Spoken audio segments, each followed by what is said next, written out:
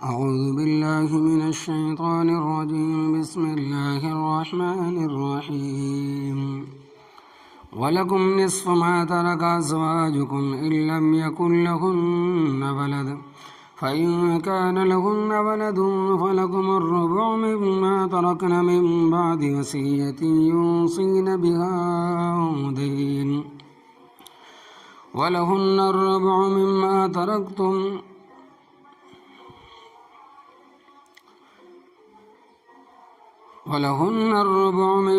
تركتم إن لم يكن لكم ولد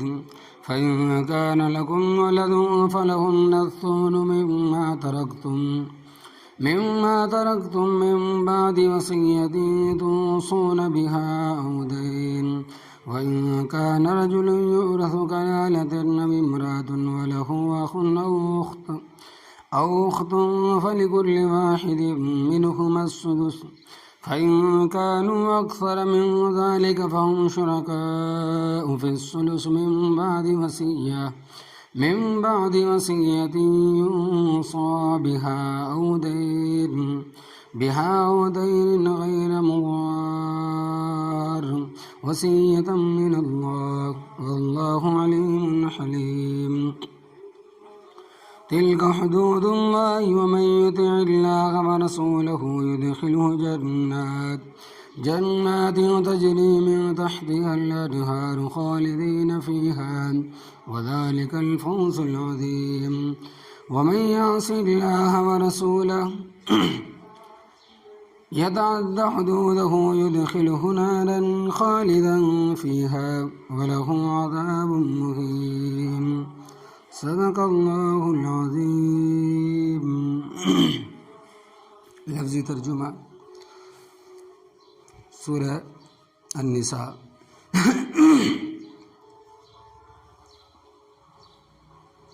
بارہ، 13 اور 14 آیت. وَلَكُمْ اور تمہارے واسطے نصف آدھا ہے ما اس مال کا ترک ازواجکم جو چھوڑا ہے تمہاری بیویوں نے ان لم یکن لہن ولد اگر نہیں ان بیویوں کی کوئی اولاد فإن کان لہن ولد پس اگر ہے ان کی اولاد فلکم الربع پس تمہارے لیے چوتھا حصہ ہے مما ترکنا اس مال میں سے جو وہ چھوڑ مری ہے من بعد وصیت وصیت کے بعد یوصین بہا جو وصیت انہوں نے کی ہے او دین یا قرض ادا کرنے کے بعد اگر ان کے ذمہ قرض ہے ولہن الربع اور ان عورتوں کے لیے چوتھا حصہ ہے مما اس مال میں سے ترکتم جو تم نے چھوڑا ہے ان لم یکن لکم ولد اگر نہ ہو تمہاری کوئی اولاد فإن کان لکم ولد پس اگر ہے تمہاری اولاد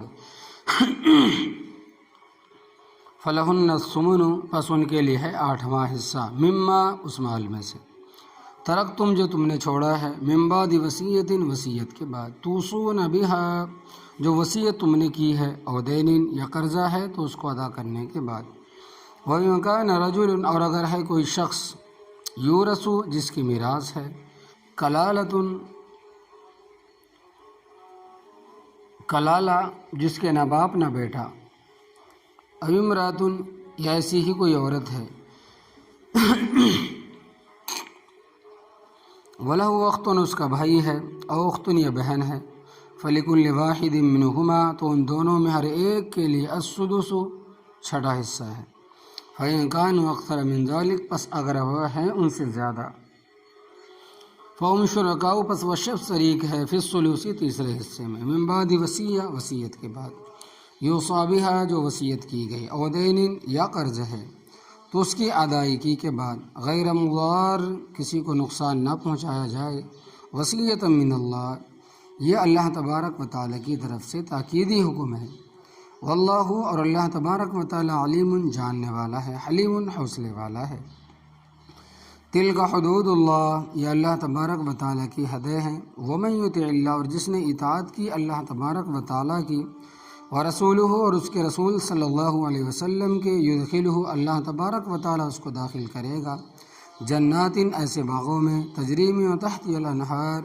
کہ جاری ہے ان کے نیچے نہریں، خالدین فیہا، ہمیشہ ان باغات میں رہیں گے۔ وذالک الفوز العظیم، اور یہی بڑی کامیابی ہے، ومن یعص اللہ، اور جس نے نافرمانی کی اللہ تبارک و تعالیٰ کی، ورسولہ، اور اس کے رسول صلی اللہ علیہ وسلم کی، ویتعد حدودہ، اور فلانگ گیا اللہ تبارک و تعالیٰ کی حد ہے، یعنی اللہ تبارک و تعالیٰ کی حدوں کو پار کر دیا، یدخلہ، اللہ تبارک و تعالیٰ اس کو داخل کرے گا، نارن، دوزخ کی آگ میں، خالدن فیہا، ہمیشہ اس میں رہے گا، وَلَهُ عَذَابٌ مُّهِینٌ، اور اس کے لیے رسوا کرنے والا عذاب ہوگا۔ کل کے درس میں اولاد اور ماں باپ کے حصے کا بیان ہوا تھا کہ لڑکوں کو دوہرا اور لڑکیوں کو ایک ہرا حصہ ملے گا، اور اگر صرف ایک لڑکی ہے تو اس کا کل جائیداد کا آدھا حصہ ملے گا، اگر دو سے زیادہ ہیں تو ان کو کل جائیداد کے 2 حصے ملیں گے، اور تیسرا حصہ دوسرے وارثوں کو ملے گا۔ اولاد کے ہوتے ہوئے والدین کو 6واں حصہ ملے گا، اور اگر مرنے والے کی اولاد نہیں ہے تو کل جائیداد اور والدین کو مل جائے گی، بہن بھائی محروم ہو جائیں گے۔ اور اب تقسیم اس طرح ہوگی کہ کل جائیداد کے 6 حصے ہوں گے، ایک حصہ والدہ کو ملے گا اور باقی 5 حصے باپ کو ملیں گے۔ یہ کل کے سبق کا خلاصہ ہے جو تم نے سنا، اور یہ سب کچھ ہوگا وصیت پر عمل کرنے اور قرض ادا کرنے کے بعد، اور یاد رکھنا فرض کی ادائیگی بہت اہمیت کا حامل ہے، بہت زیادہ ضروری ہے۔ حدیث پاک میں آتا ہے کہ جب تک آدمی کا قرض ادا نہ کر دیا جائے اس وقت تک اس کو جنت میں داخل نہیں ہونے دیا جائے گا، کتنا نیک ہی کیوں نہ ہو۔ اور ایک جنازے کے موقع پر نبی کریم صلی اللہ علیہ وسلم فرماتے ہیں، کیا اس کے ذمہ قرض ہے؟ اگر جواب ملتا کہ نہیں تو آپ صلی اللہ علیہ وسلم اس کا جنازہ پڑھاتے، اور اگر جواب ملتا کہ اس کے ذمہ قرض ہے تو پھر دریافت فرماتے کہ کیا اس نے اتنا مال چھوڑا ہے جس سے اس کا قرض ادا ہو سکے۔ جواب ہاں میں ملتا تو آپ صلی اللہ علیہ وسلم اس کا جنازہ بھی پڑھا دیتے، اگر جواب نہیں میں ملتا، اس نے کچھ نہیں چھوڑا، تو آپ صلی اللہ علیہ وسلم کندھے مبارک پر چادر ڈال کر فرماتے، صلو علی اخیکم، بھائی کا جنازہ خود پڑھا لو، میں نہیں پڑھاؤں گا، اور تشریف لے جاتے۔ پھر کیا فرماتے کہ اپنے بھائی کی جنازے کی نماز خود پڑھا لو، نبی کریم صلی اللہ علیہ وسلم تشریف لے جاتے۔ اس لیے یہ مسئلہ سمجھ لو کہ بلا ضرورت قرض لینا صحیح نہیں، اگر لیا ہے تو اس کی ادائیگی بہت ضروری ہے، کیونکہ جب قرضہ ادا نہیں کرایا جائے گا جنت میں داخلہ نہیں ملے گا، اگرچہ اس کو سزا تو نہیں ہوگی مگر جنت سے محرومی کوئی معمولی بات نہیں ہے۔ خاص طور پر شادی بیاہ کی رسموں نے ہمیں ذلیل کر کے رکھ دیا ہے، ان کے لیے قرضہ اٹھانا صحیح نہیں ہے، شادی بیاہ رسموں کے لیے قرضہ اٹھانا صحیح نہیں ہے۔ آج کی آیات میں خاوند بیوی کے حصے کا ذکر ہے، فرمایا کہ وَلَكُمْ، اور تمہارے لیے یعنی خاوندوں کے لیے، نصف ما ترک ازواجکم، آدھا اس مال کا جو چھوڑا ہے تمہاری بیویوں نے، اور نصف اس وقت ہوگا ان لم یکن لہن ولدن، اگر نہیں ان بیویوں کی کوئی اولاد، موجودہ خاوند سے نہیں ہے، یا پہلے کسی خاوند سے نکاح تھا پھر بیوہ ہو گئی مگر اولاد نہ ہوئی، یا پہلے کسی سے نکاح تھا پھر طلاق ہو گئی مگر اس سے بھی اولاد نہیں ہے، تو اس عورت نے جو مال چھوڑا ہے، چاہے وہ زمین ہے یا مکان ہے یا نقدی ہے یا برتن ہے وغیرہ ہے، جو زیور ہے،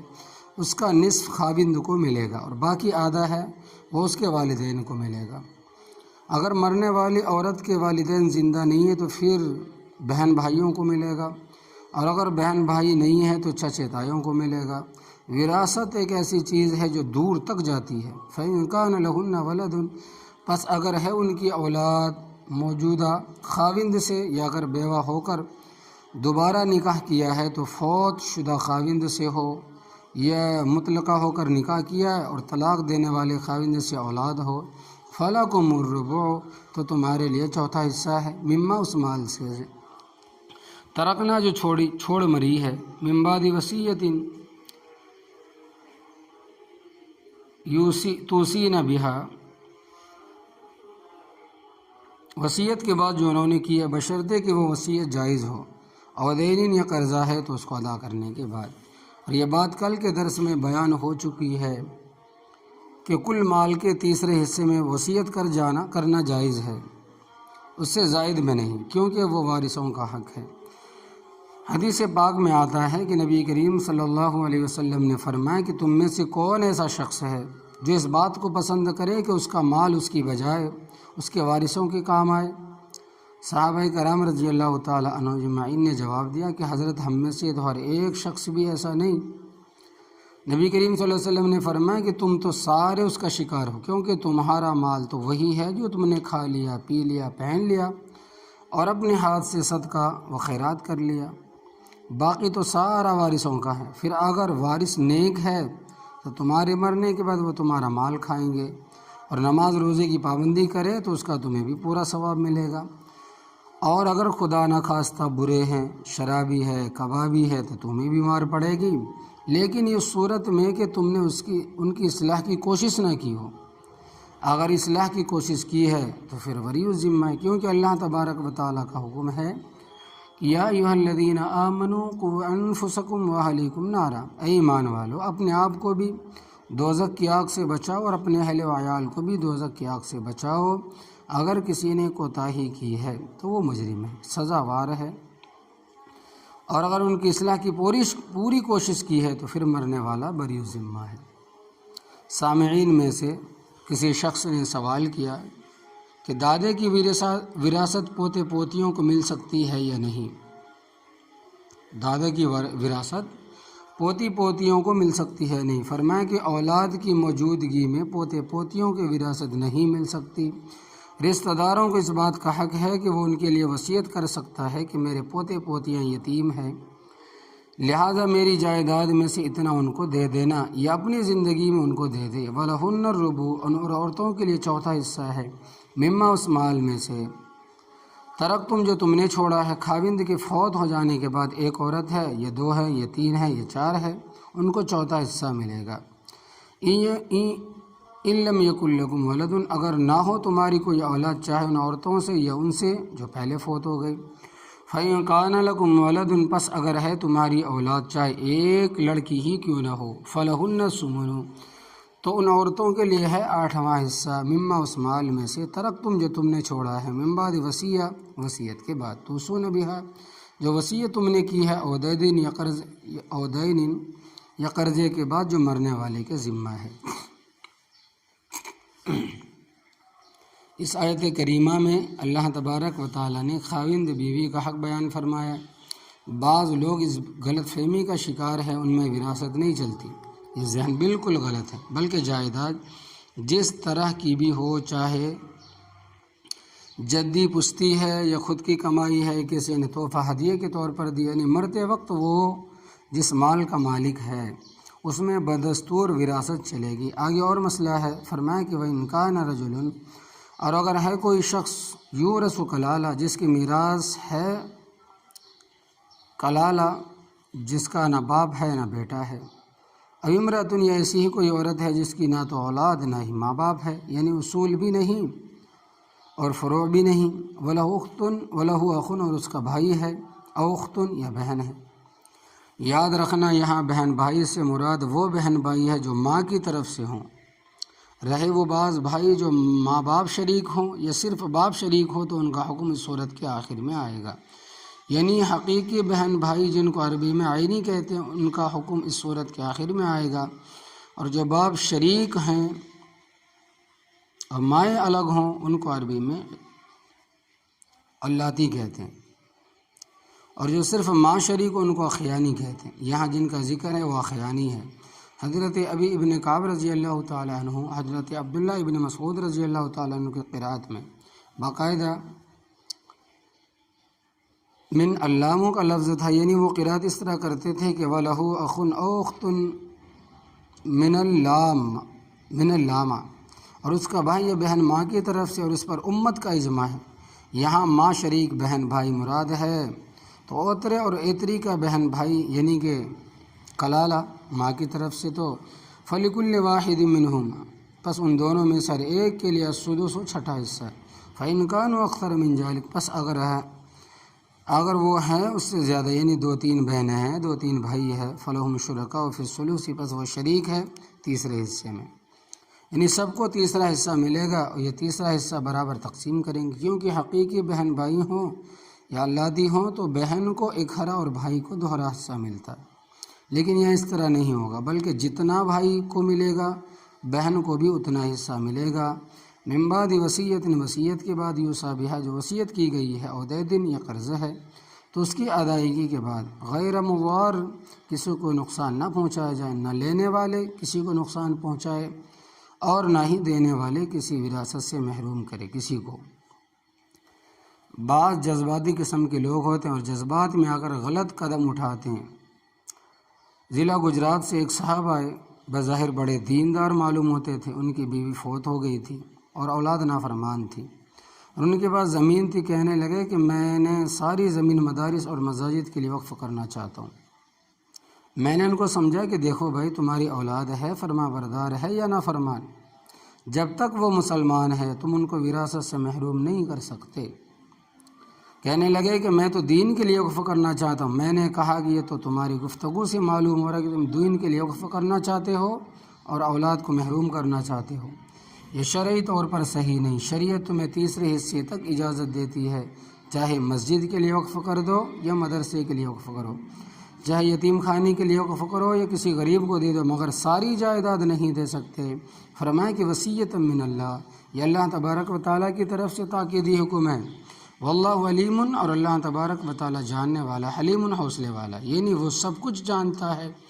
اگر فوری طور پر سزا نہیں دیتا تو اس لیے کہ وہ تحمل والا ہے۔ تلک حدود اللہ، یہ جو وراثت کے مسائل بیان ہو رہے ہیں اللہ تبارک و تعالیٰ کی حدیں ہیں۔ ومن یطع اللہ ورسولہ، اور جس نے اطاعت کی اللہ اور اس کے رسول صلی اللہ علیہ وسلم کی، یدخلہ، داخل کرے گا اس کو اللہ تبارک و تعالیٰ جنات، ایسے باغوں میں، تجری من تحت الانہار، جاری ہے ان کے نیچے نہریں، خالدین فیہ، ہمیشہ ان باغات میں رہیں گے۔ وذالک الفوز العظیم، یہی بڑی کامیابی ہے۔ اللہ تبارک و تعالیٰ تمام مسلمین مسلمات کو جنت نصیب فرمائے۔ ومن یعص اللہ، اور جس نے نافرمانی کی اللہ تبارک و تعالیٰ کی، ورسولہ، اور اس کے رسول صلی اللہ علیہ وسلم کی نافرمانی کی، ویتعدی حدودہ، اور فلانگ کیا، حدیں پار کی اللہ تبارک و تعالیٰ کی حدوں کو، یدخلہ نارا، داخل کرے گا اس کو دوزخ کی آگ میں، خالداً فیہا، ہمیشہ اس میں رہے گا۔ یعنی جو شخص وراثت کے مسائل کا منکر ہے، جو شخص وراثت کے مسائل کا انکار کرنے والا ہے، وہ کافر ہے، چاہے وہ اپنے آپ کو مسلمان کہتا پھرے، نمازیں پڑھے، روزے رکھے، زکوٰۃ دے، حج کرے، قطعاً وہ مسلمان نہیں ہے، اس لیے کہ وراثت اللہ تبارک و تعالیٰ کا حکم ہے، اور اللہ تبارک و تعالیٰ کے حکم کا منکر کافر ہوتا ہے، لہٰذا ہمیشہ ہمیشہ عذاب میں رہے گا۔ اور اگر ممکن نہیں ہے بلکہ وراثت کے مسائل کو حق سمجھتا مگر عمل نہیں کرتا تو وہ بھی گنہگار ہے، کافر نہیں ہے۔ جب تک اللہ تبارک و تعالیٰ کو منظور ہوگا ایسا شخص دوزخ میں رہے گا۔ پھر فرمایا کہ وَلَهُ عَذَابٌ مُّهِینٌ، اور اس کے لیے رسوا کرنے والا عذاب ہوگا۔ لہذا تھوڑی سی زندگی کے لیے اپنی آخرت تباہ نہ کرنا۔ یہ وراثت کے مسائل مولویوں کے بنائے ہوئے نہیں ہے، یہ اللہ تبارک و تعالیٰ کے حکام ہے جو قرآن پاک میں موجود ہے اور نبی کریم صلی اللہ علیہ وسلم کی پاک زبان سے نکلے ہیں، اور امت مسلمہ کا ان پر اجماع اور اتفاق ہے، ان پر عمل کرنے کی کوشش کرنا چاہیے۔ اللہ تبارک و تعالیٰ عمل کی توفیق عطا فرمائے، برحمتک یا ارحم الراحمین۔